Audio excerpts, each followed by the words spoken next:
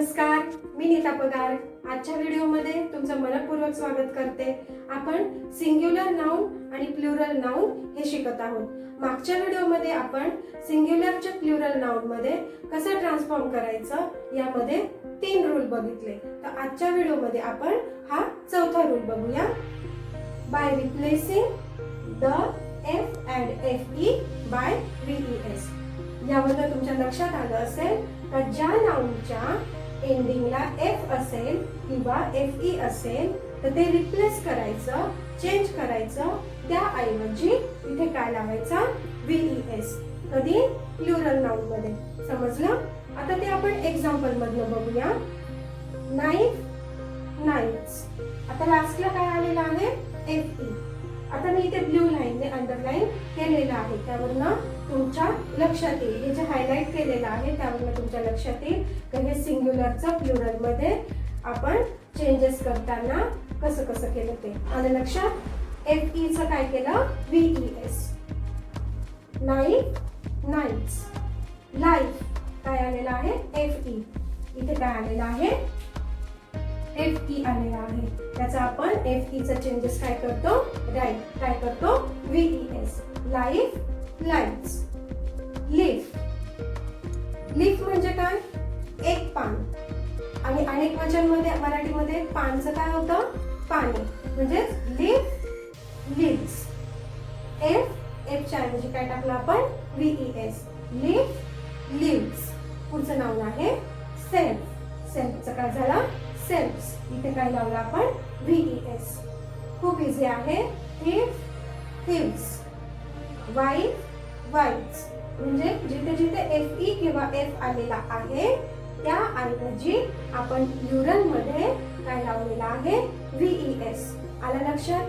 हा नियम लक्षात ठेवला तर कुठलाही वर्ड आला तरी आपल्याला त्यामध्ये चेंजेस करता येतात. आता मला इथे जेवढी वर्ड शक्य झाली, पॉसिबल झाली तेवढी मी तुम्हाला इथे देण्याचा प्रयत्न केलेला आहे. यापेक्षा आणखीन एक्झाम मध्ये वेगळाही वर्ड आला तरी घाबरून जायचं कारण नाही, कारण आपल्याला रूल माहिती आहे. मग त्या रूल प्रमाणे आपण ते चेंजेस करू शकतो. आलं लक्षात? पण आता ह्या रूल मध्ये काही एक्सेप्शन असतात, काही अपवाद असतात का त्यामध्ये F किंवा FE असेल तर त्याचा VES होणार नाही.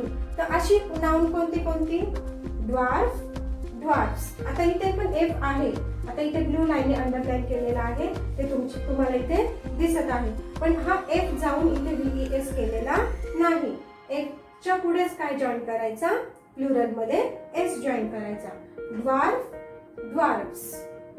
Proof, proofs. F असेल आणि त्याच्या पुढे फक्त काय लावला? S लावला. Roof, roofs. Brief, briefs. आलं लक्षात? ही काही एक्सेप्शन किंवा काही अपवाद आहे. बाकी सगळीकडे हा नियम आपल्याला फॉलो करावा लागतो. आलं लक्षात? आता आपण नेक्स्ट रूल बघूया. By replacing the ending Y by IES. म्हणजे ज्या नाउनच्या एंडिंगला Y आलेला असेल त्या नाउनचं जर आपल्याला प्लुरल करायचं असेल तर Y ऐवजी तिथे काय टाकायचा? IES. आता मग ती कोणती कोणती वर्ड आहे तर ती आपण एक्झाम्पल मधून इथे तुमच्या लक्षात येईल किंवा आपण आता ती शिकूया. Army, armies. इथे Y आलेला आहे. Y काढून काय लावला आपण? Armies. Army, armies. City, CITY. CITIES. Cities. City, cities. Pony, ponies. PONY, pony. Y काढून PONIES, पोनीज. समजलं? नेक्स्ट वर्ड बघूया. Baby, BABY, baby. त्याचं काय झालं? BABIES, babies. Lady, ladies. LADY, lady. LADIES, ladies. Story, STORY. शेवटी काय आला? Y. लास्टला काय वर्ड? इथे लास्टला कोणता अल्फाबेट आला आहे? Y. त्या Y च्या ऐवजी काय लावला? IES, stories. STORIES, stories. म्हणजेच पाचव्या रूल मध्ये आपण काय शिकलो? ज्या नाउनच्या एंडिंगला Y येतो तो Y काढून टाकायचा आणि त्या ऐवजी तिथे काय लावायचा? IES. हा आपला सिंग्युलर नाउन नाऊनचा प्लुरल करतानाचा हा 5वा रूल. मग यामध्ये पण काही एक्सेप्शन किंवा काही अपवाद अशी वर्ड आहे. तर ती कोणती कोणती? का तिथे जरी सिंग्युलर मध्ये वाय आलेला असेल तर तो आपण वाय काढणार नाही. मग ते वर्ड कोणती कोणती? Day, days. आता इथे दिसतंय वाय आलेला आहे पण हा वाय आपण काढलेला नाही. त्याऐवजी फक्त पुढे काय लावलेला आहे?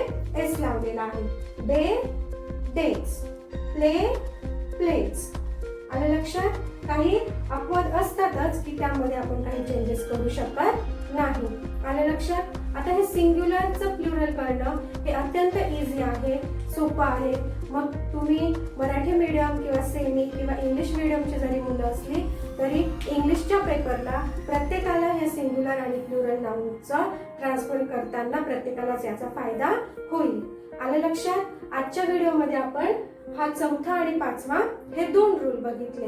आता पुढच्या व्हिडिओमध्ये काही 2 रूल्स बाकी आहे ते आपण नेक्स्ट व्हिडिओमध्ये बघूया. आजचा व्हिडिओ तुम्हाला कसा वाटला, समजला का हे मला सर्व कमेंट्स करून सांगायला विसरू नका. आणि असेच नवनवीन व्हिडिओ बघण्यासाठी चॅनल सबस्क्राईब करा, नोटिफिकेशनसाठी बेल आयकॉन प्रेस करा आणि व्हिडिओ लाईक करून शेअर करा.